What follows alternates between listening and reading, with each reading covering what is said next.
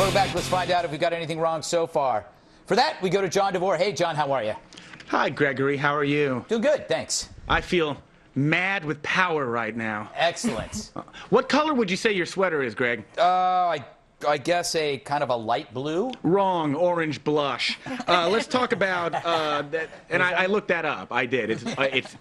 It's a blush. It's an ocean blush. I'm sorry. That's right.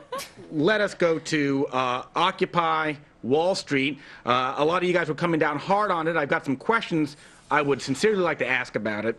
First off, with Gavin, how would you shame Wall Street? You know, you were kind of busting the of the protesters, but at the same time, you're talking about that these fat cats should be taken and should be shamed. How would you shame them? An aerial photo of John Thane's house, and then what he did during his time at Merrill Lynch, and what his bonus was. All right. That kind of stuff. Joe. Yes. John. Would you say that protests have ever influenced anybody, any political movement in history? Well, John, truth be told, I really wasn't listening to most of the segment because I was waiting to slam Greg's book title. So I was right. Now's my chance to redeem myself. Yes, no, I do believe that protests have made changes in history, but I don't believe that they've made changes in about the last 40 to 50 years. I think at that time period, we weren't teetering on the possibility of being a police state at any second if things got out of hand. And now we are. Any real change, and it's proven over and over again throughout history, comes with violence, unfortunately, and there is no way a real uprising could ever happen in this country. They'd have the military on the street so fast it would be over. No, but can I interrupt? The LA riots, they took innocent cops who were found innocent. They had a blip of a beating that didn't include the previous setup. The riots got those innocent cops back on trial and in jail. Yay. So it's kind of an empowering story. Where you can even be wrong, and you can get people in jail. All right, I want to take this over to Brooke. Hello. Here's a fun number. Did you all know that the 99% of Americans that well, actually, the 99% of Americans represent. Tonight. I'm not done, Brooke. 99% of Americans represent 1.43% of humanity.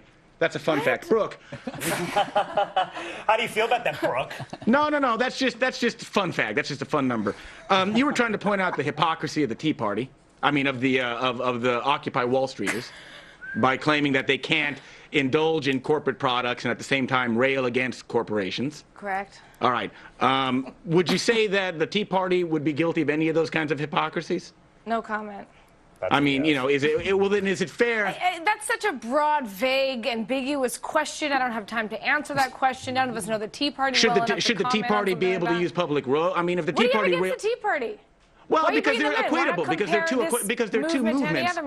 They're two movements that are equatable. They're both grassroots. They both rail against institutions, government for the Tea Party, corporations for the Occupy Wall Street. Would you say that would it be fair for a hippie like me to claim that that the Tea Party shouldn't use public roads if they hate the government?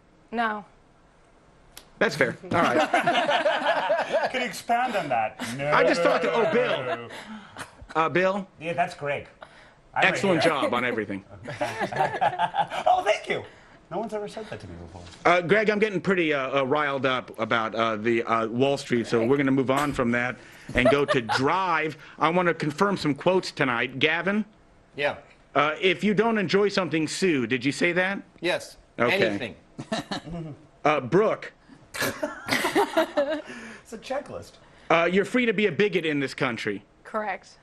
You did say that. Yes. Can I do this next time instead when Andy's gone? I'm sorry? I'd be really good at it. Would you be really good at it? I would. I think so. I think you should. Greg, Pete Hammond. Yes. Is he a film critic or is he not? I think that we both know. I don't know. Is he you? Am I Pete Hammond? No. Yes. I'm just trying to get the facts here. I'm just trying to get things straight here. John, you're supposed to actually find the facts and throw them in our stupid faces. Well, no, I'm just trying to create a conversation here. There were actually no facts in that entire segment that I watched. There was not a single fact that was made anywhere in the entirety of the first two segments. John, Really? Here's a fact. John, in your defense, Brooke cannot replace you. She wouldn't be out of the hair and makeup chair in time to get downstairs.